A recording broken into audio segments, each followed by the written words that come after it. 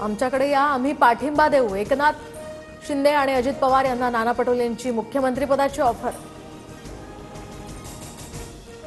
विरोधकांनी विकासाच्या रंगात सहभागी व्हावं, भगवा रंग कुणाचा द्वेष करत नाही, सगळ्यांना सोबत घेऊन चालतो। उपमुख्यमंत्री शिंदेंचंही पटोलेंना ऑफरवर उत्तर।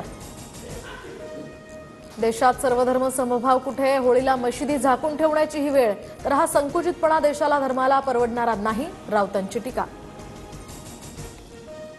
सतीश भोसले उर्फ खोक्याला 20 मार्चपर्यंत पोलीस कोठडी। बीड पोलिसांनी फरार खोक्याच्या प्रयागराजहून मुसक्या आवळल्या।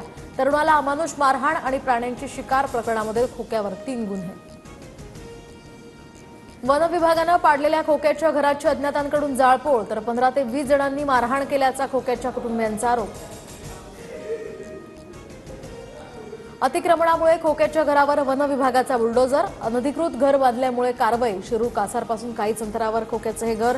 यापूर्वी घरात झाडाझडतीमध्ये वाळलेल्या प्राण्यांचं मांस आणि कातडही जप्त। खोक्या भोसलेचं घर तोडल्याप्रकरणी अंजली दमानिया व्यथित, तर सतीश भोसले गुन्हेगारच, पण त्याच्या कुटुंबियांचा यात काय दोष? कराड चाटे सुदर्शन घुलेच्या घरावर बुलडोजर का चालवले नाहीत? दमानियांचा संताप।